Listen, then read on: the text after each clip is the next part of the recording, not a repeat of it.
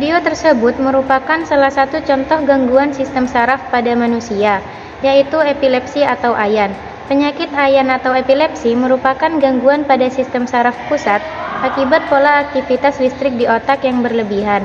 Kondisi tersebut lantas menyebabkan penderitanya mengalami kejang di sebagian atau seluruh tubuh secara berulang. Seperti diketahui, terdapat neuron atau sel-sel saraf di dalam otak yang merupakan bagian dari sistem saraf. Setiap sel saraf ini akan saling berkomunikasi menggunakan input listrik. Pada kasus penyakit AYAN atau epilepsi, kejang terjadi saat input listrik dihasilkan secara berlebih. Berdasarkan jenisnya, kejang dibagi menjadi dua, yaitu yang pertama ada kejang parsial. Kejang parsial adalah ketika otak mengalami gangguan hanya sebagian saja. Kejang ini juga dibagi menjadi dua kategori, yaitu kejang parsial simpel, kejang yang tidak membuat penderitanya kehilangan kesadaran. Kemudian ada kejang parsial kompleks. Terkadang kejang ini dapat mempengaruhi kesadaran penderitanya. Yang kedua ada kejang umum. Pada kejang umum atau menyeluruh, gejala terjadi pada sekujur tubuh. Faktor resiko penyakit AYAN epilepsi. Yang pertama ada usia, yang kedua genetik, dan yang ketiga ada cedera pada kepala. Cara mencegah penyakit AYAN atau epilepsi. Yang pertama dengan cara berolahraga secara rutin, yang kedua banyak minum air putih, dan yang ketiga mencukupi waktu tidur dan istirahat.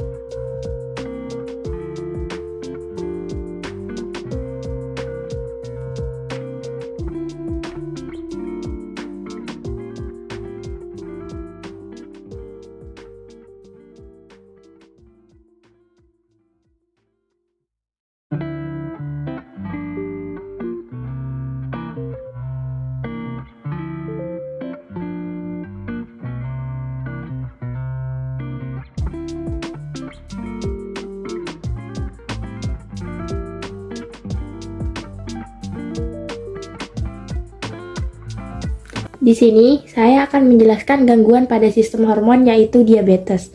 Diabetes atau penyakit gula adalah penyakit kronis yang berlangsung jangka panjang. Penyakit ini ditandai dengan meningkatnya kadar gula darah hingga di atas nilai normal. Diabetes terjadi ketika tubuh pengidapnya tidak lagi mampu mengambil glukosa ke dalam sel dan menggunakannya sebagai energi. Kondisi ini pada akhirnya menghasilkan penumpukan gula ekstra dalam aliran tubuh. Penyakit diabetes yang tidak terkontrol dengan baik dapat menyebabkan konsekuensi serius, menyebabkan kerusakan pada berbagai organ dan jaringan tubuh. Contohnya organ seperti jantung, ginjal, saraf, dan mata. Ada dua jenis utama diabetes, yaitu diabetes tipe 1 dan tipe 2. Diabetes 1, jenis ini adalah penyakit autoimun, artinya sistem imun tubuh akan menyerang dirinya sendiri. Pada kondisi ini, tubuh tidak akan memproduksi insulin sama sekali. Diabetes tipe 2, pada jenis diabetes ini, tubuh tidak membuat cukup insulin atau sel-sel pengidap diabetes 2 tidak akan merespon insulin secara normal. Dan penyebab diabetes yaitu karena ada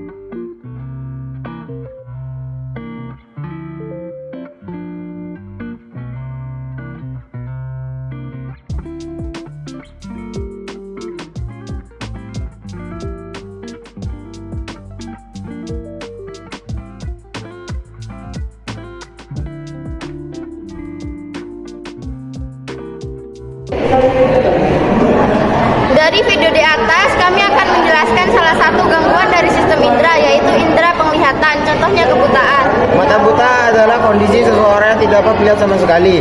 Hal ini bisa disebabkan oleh mulai dari cedera hingga kondisi yang berdampak pada hilangnya kemampuan melihat seseorang. Mata buta dibagi menjadi dua, yaitu mata buta parsial dan mata buta menyeluruh. Gejala mata buta yaitu 1. Mata terasa sakit, 2. Mata merah dan penglihatan kabur. Cara mengobati mata buta yaitu dengan cara jika mata buta disebabkan oleh katarak, maka solusinya ialah melakukan operasi. Dan jika mata buta tersebut terjadi karena infeksi atau inflamasi, maka cara mengatasinya dengan mengobati dengan obat tetes atau pil. Dere. Sini, Dere. Ya.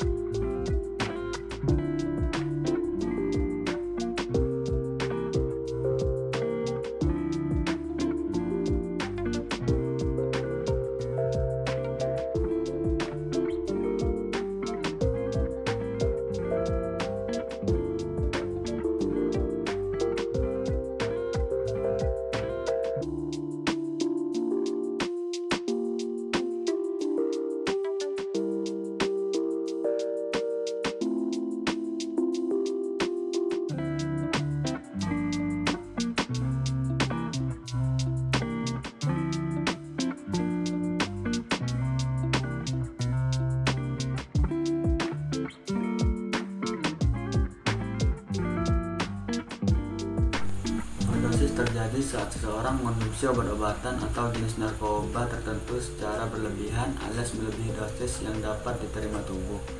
Biasanya, kondisi ini akan mendatangkan efek samping hingga keracunan bahkan kematian pada siapa saja yang mengalami hal ini.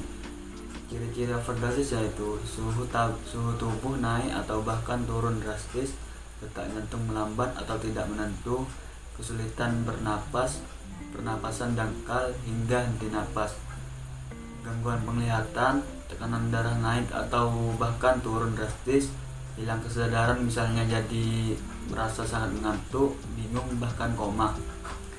Efek overdosis bisa beragam, mulai dari yang ringan dan bisa hilang dengan sendirinya seiring sistem metabolisme tubuh hingga efek yang berat dan butuh penanganan medis. Cara mengobati overdosis salah satunya dengan membersihkan jalan napas atau memasukkan tabung pernapasan ketika ada masalah dengan pernapasan. Yang kedua, menginduksi muntah untuk mengeluarkan zat dari perut, memompa perut untuk mengeluarkan zat dari perut, memberikan cairan infus untuk membantu mempercepat pembuangan zat dari tubuh.